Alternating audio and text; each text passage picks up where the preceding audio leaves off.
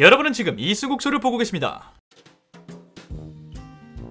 반갑습니다. 이승국입니다. 오늘은 4월 27일 놀라운 남북 정상회담이 또 열렸던 날이죠. 특히나 영상 보신 분들은 다 아시겠지만 아침에 두 정상이 처음 만날 때 딱 이 판문점에서 문재인 대통령님이 이쪽에서 기다리고 계시고 저쪽에서 김정은 위원장이 딱 걸어 들어올 때 그 모습을 딱 보는데 저기가 저렇게 사람 좋은 미소를 띠고 저렇게 천천히 걸어서 아무렇지도 않게 넘어올 수 있는 공간이구나. 근데 이렇게 붙어 살면서도 이 한 발자국 넘어오는 게 이렇게 어려운 일이고 이렇게 오랜 기간이 걸리는 일이었구나 하는 생각이 좀 들어서 기분이 이상하더라고요. 그래서 오늘의 컨텐츠는 진짜 오랜만에 하는 컨텐츠인 것 같긴 해요. 평범한 사람의 평범한 이야기, 이승국쇼 범생범사. 오늘의 이야기는 나의 북한 친구를 소개합니다. 진짜요. 저 북한 친구 있어요. 이것은 어찌된 일인고 하니 제가 지난번 영상에서 말씀드리긴 했지만 학교를 중국에서 나왔잖아요. 대학교를 연변과학기술대학교. 아주 특별한 학교였고 아주 특별한 대학 생활을 좀 했어요. 그것이 어떤 학교였고 어쩌다 가게 됐는지 궁금하신 분들은 지난번 올린 영상을 참고하시면 될 것 같고요. 어떻게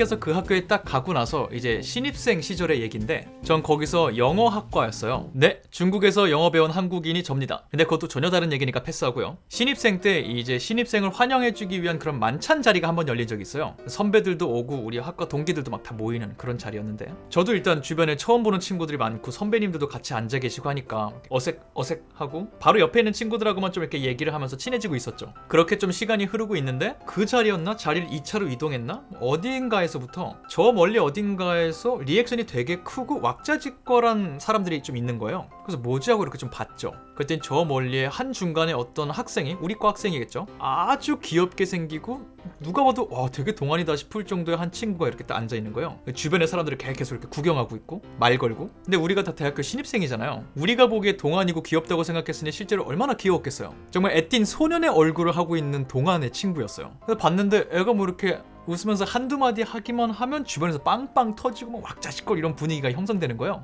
그래서 저긴 도대체 왜 저런 거지? 너무 궁금해갖고 친구한테 좀 물어봤죠. 야, 저기는 왜 저래? 쟤 북조선에서 왔대. 북조선? 북조선. 북한? 북한? 알고 봤더니 그 친구가 북한에서 온 유학생인데 그날 거기서 본인이 나 북한에서 왔어라고 말하기 전까지 아무도 걔가 북한 사람인지 몰랐어요. 왜냐면 중국말을 너무 잘했거든요. 중국 사람이 들어도 외국인이라고 느끼지 못할 정도로 완벽하게 중국어를 구사하고 있었는데 무슨 얘기를 하다가 갑자기 나 중국 사람 아닌데? 북한 사람인데? 이런 얘기가 나왔겠죠? 그래서 그쪽 테이블에서 난리가 났던 거예요. 막 어려운 발음 막 시켜보고 중국말. 근데 걔가 너무 완벽하게 또 발음하고 그러니까 우와 막 이런 분위기가 만들어지고 있었던 거죠. 저는 그걸 보면서 일단 너무 신기했죠.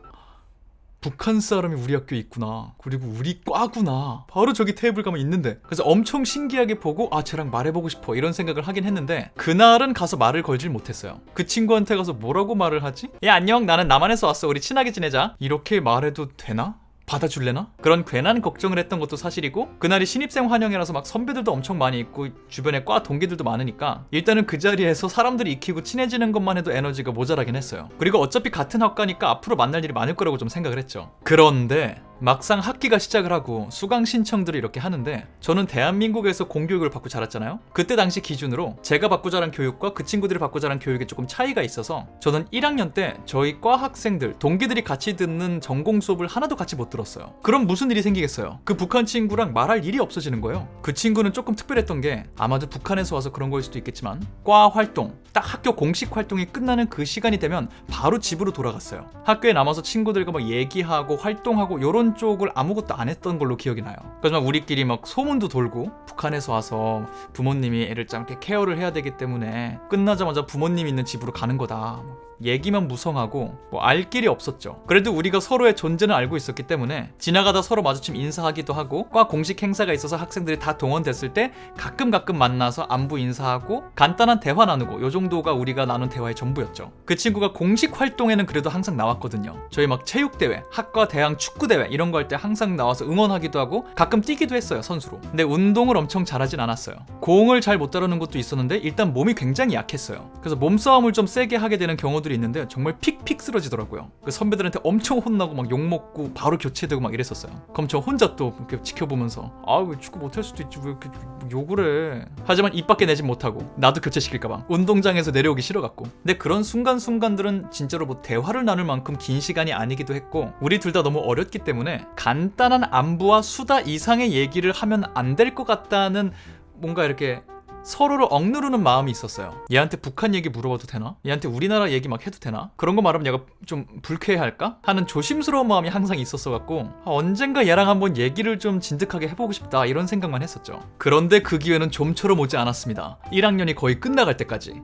거의 1년을 그렇게 똑같이 지냈어요. 그러던 어느 날 저희 학교 학생들이 학과 다 끝나고 뭐 밥을 먹거나 놀거나 공부하거나 하는 오픈된 공간이 하나 있었어요. 저는 거기 죽돌이었는데 어느 날처럼 거기를 딱 밤에 갔는데 그 친구가 거기 앉아있는 거예요. 우리 과 애들이랑. 걔는 그 시간에 무조건 집에 갔을 시간이거든요. 왜인지 모르겠는데 거기 남아서 우리 과 애랑 막 얘기를 하고 있는 거예요. 그러고 있는데 거기 앉아있던 애가 저를 또 봤어요.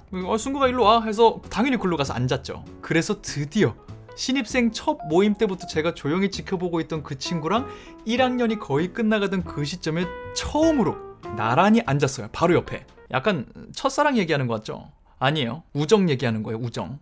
일단 너무 신기하잖아요. 그래서 그 친구한테 뭐 일단은 뭐 간단한 얘기, 학교 얘기, 수다를 좀 하기 시작했죠. 과제 잘하고 있냐? 너 수업 어떠냐? 나도 너희랑 수업 듣고 싶은데 못 들어서 아쉽다. 이상하게 이 친구가 저한테 너무 꼬박꼬박 존댓말을 하는 거예요. 왜냐면 제가 저희 학과 애들보다 한 살이 많았거든요. 왜냐면 고등학교 때 1년 복학할 일이 있었는데 그건 오늘 할 이야기가 아니니까 패스. 중요한 건 제가 한 살이 많았다는 거. 저는 86년생인데 87년생들이랑 같이 학교를 다녔어요. 근데 그걸 이 친구도 알고 있었던 것 같아요. 계속 저한테 뭐 형님 이런 식으로 깍듯하게 말을 하는 거예요. 그래서 제가 그랬죠. 야, 왜 이렇게 존댓말을 꼬박꼬박 하냐 징그럽게. 반말해. 그랬더니 걔가 그래도 형님인데. 너무 귀엽잖아요. 말하는 것도 귀엽고. 그래서 저는 고등학교 때부터 쭉 해오던 대로 똑같이 이 친구에게 말을 했죠. 야, 무슨 형님이야. 다 같이 학교 다니는데. 그래도. 야, 나 고등학교 때부터 87이 다 내 친구야. 걱정하지 마. 그냥 말 놔. 내는 87이 아닌데. 빠른 88. 걱정. 야, 빠른 88이나 87이야. 다. 야, 학년 같으면 똑같이 뭐. 88도 아닌데. 응? 그럼 뭐야, 너 89야? 어떻게 89가 대학교 다녀? 너 월반했냐? 대박이다. 내 89도 아닌데. 아니 이 대화 패턴은 뭐지? 장난치는 건가? 그래서 저도 그냥 농담을 했어요. 뭐야 그러면 네 90이냐? 네가 90일 수는 없잖아. 그랬더니 걔가 수줍은 미소를 짓는 거예요. 너 90이야? 90?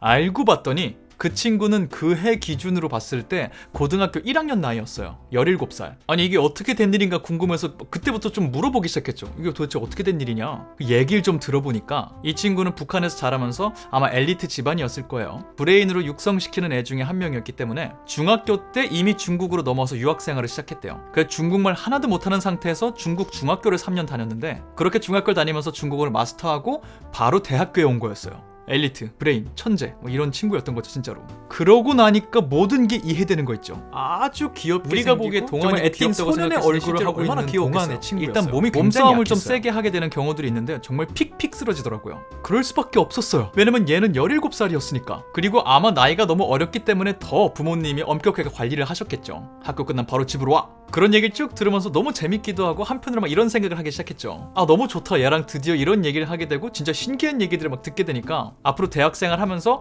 2학년, 3학년, 4학년 얘랑 같이 할 활동들, 할 얘기들 정말 많겠다. 기대된다. 막 이런 생각을 했죠. 정말 딱 기억에 남는 어느 하룻밤이었어요. 그런데 우리가 그날의 대화를 한 지 불과 몇 주가 되지 않아서 어느 날 제 과 친구가 그런 얘기를 하는 거예요. 야, 걔 있잖아. 귀국한대. 귀국한다고? 귀국이라면 돌아가는 거지. 간다고? 북한으로? 북조선으로. 그럼 다시 안 와? 귀국이라니. 갑자기? 그러면 우리 대학 생활은...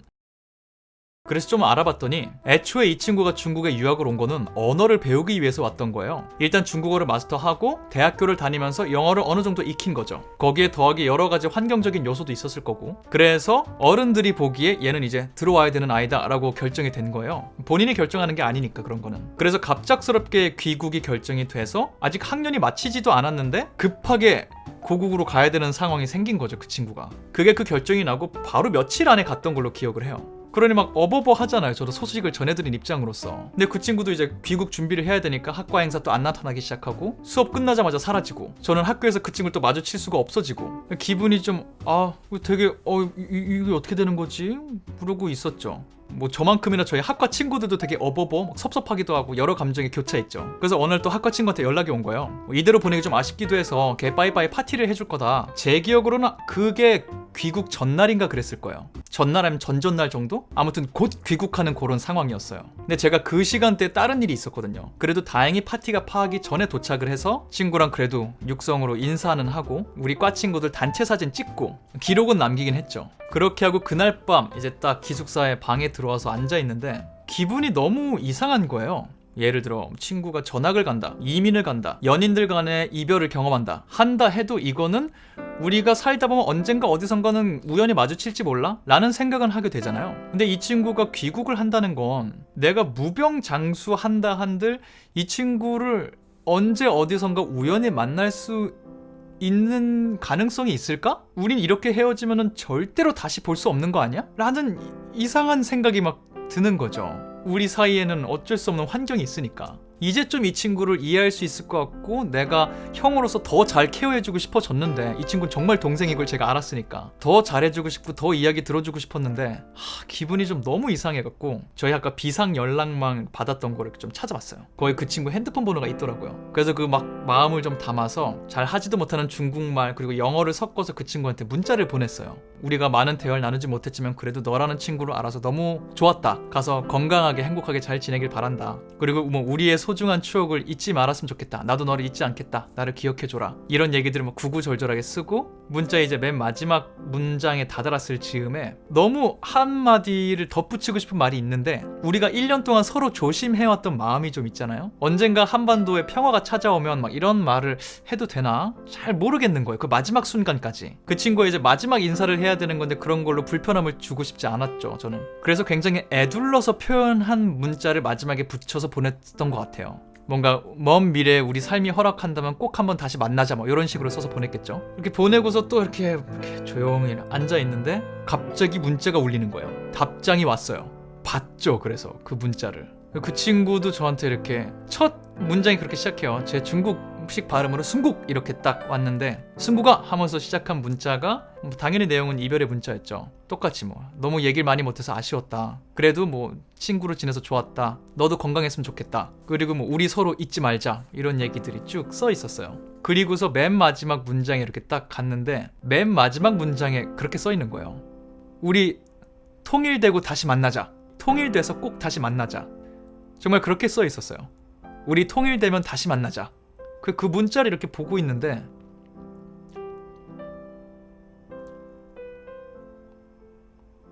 모르겠어요. 진짜로 되게 이렇게 감정이 북받쳐 오르는 거예요. 아니 이게 뭐라고 울거나 그러진 않았는데 정말로 살면서 한 번도 느껴보지 못했던 그리고 저는 그 친구를 너무 배려한다고 차마 하지 못했던 그 말을 그 친구가 저한테 먼저 해줬을 때 너무 기분이 좋기도 하고 그래서 더 아쉽기도 하고 왜 지난 시간 진작에 이 친구에게 말을 걸지 못했을까 이런 얘기를 왜 내가 진작에 못 꺼냈을까 하는 지난 시절에 대한 과거의 이순국에 대한 원망스러운 마음도 들고 그래서 갑작스럽게 또 막 방언이 터져서 문자를 한두 번 더 막 이렇게 불같이 주고받았어요. 그래 우리 통일되면 꼭 만나자. 건강해라. 찾아갈게. 너 되게 유명해져 있어야 된다. 내가 뉴스로 찾아보고 싶다. 나 아니면 내가 유명해지겠다. 뭐 한국 뉴스 볼 수 있으면 봐라. 뭐 이런 농담들 막 하면서 마지막 문자를 주고받았던 기억이 있어요. 그리고 그 친구는 북한으로 돌아갔다는 잘 돌아갔다는 얘기를 들었고 그 이후로는 소식을 전혀 모르죠. 오늘 저쪽에서 벌어진 일들을 보고 많은 얘기들이 있잖아요. 누군가는 너무 잘했다고 칭찬을 하고 있기도 하고 누군가는 이건 쇼일 뿐이라며 믿어서는 안 된다 말하기도 하고요. 근데 모르겠어요. 그동안 이렇게 멀게만 느껴졌던 혹은 교과서와 미디어를 통해서만 알고 있었던 저곳에 딴 건 다 모르겠고 제 친구가 한 명 있거든요. 그거 하나만으로 저쪽에 이런 얘기가 들리거나 뭔가 이렇게 사이에 진척이 있다라는 얘기가 들리면 감정이 되게 좀 복잡해져요. 친구만 있어도 이런데 아마 이산가족이 살아계시고 하시는 분들은 더 좀 그런 게 있으시겠죠. 어릴 때 TV 보면서 이산가족 상봉할 때는 그냥 뭉클해 뭐 이 정도였지만 그 마음이 어떤 마음인지는 차마 공감할 수가 없었거든요. 모르니까. 내 친구가 저기 있고 살아있는지 죽었는지도 모르고 그걸 확인할 수조차 없고 우리가 평생 아프지 않고 장수한다 해도 만날 수가 없는 이 환경은 정말 마음 아픈 거구나 라는 거를 직접 경험해보니까 조금이나마 어떤 마음인지 알겠더라고요. 그래서 오늘의 이 선언이 앞으로 어떻게 진행되고 어떤 진척이 있을지 그리고 한반도의 정세가 어떻게 변할지 우리는 전혀 알 수 없어요. 그러나 부디 오늘의 이 선언이 일각에서 말씀하시는 것처럼 모두의 뒤통수를 치고 끝나고 마는 그런 쇼가 아니라 정말 이 땅에 평화가 찾아오는 첫걸음이 되길, 그래서 상상도 못했던 일이지만 언젠가 오늘 아침에 영상으로 봤듯이 우리도 정말 사람 좋은 미소를 얼굴에 가득 지니고서 저곳을 아무렇지도 않게 훌쩍 넘어서 왔다 갔다 할 수 있는 날이 오기를 진심으로 기다립니다. 저는 제 친구가 정말 한번 보고 싶어요. 그렇게 가서. 그리고 어쩌면 그날이 올 수 있겠다고 희망을 갖게 해주신 오늘의 날, 저는 잊지 않겠습니다. 그런 의미에서 오늘의 이 대단했던 선언이 그저 선언에 그치지 않고 모두의 의심을 불식시킬 수 있는 유의미한 후속 조치들이 빠르게 취해지길 응원합니다. 다시 한번 2018년 4월 27일 판문점 선언을 완성시키고 공개하기 위해서 수고하신 모든 분들 진심으로 고생하셨습니다. 네, 오늘의 범생범사 그런 얘기들을 나눠보고 싶어서 촬영했고요. 연변이라는 곳이 워낙 북한과 가깝기도 하고요. 제가 있었던 학교는 그 특수성 때문에 북한 유학생들이 그 이후로도 계속 좀 오긴 했거든요. 몇 명씩. 그래서 그 지역에 사셨던 분들 혹은 저희 학교 다녔던 제 아는 친구들도 있어요. 다른 북한 유학생 친구들과 친구였던 후배들, 동생들. 오늘 판문점 선언을 보면서 또 다들 희한한 감정을 느끼시지 않았을까 싶습니다. 그리고 이산가족 여러분들은 더 크게 느끼셨을 것 같고요. 그래서 문득 이런 영상을 만들어 보았습니다. 저는 할 말을 다 했으니 이제 물러나 보도록 하겠습니다. 지금까지 전 천지의 승국의 이승국이었고요. 여러분은 이승국쇼를 함께 하셨습니다. 저는 다음번 다른 영상으로 돌아오도록 하겠습니다. 바이바이.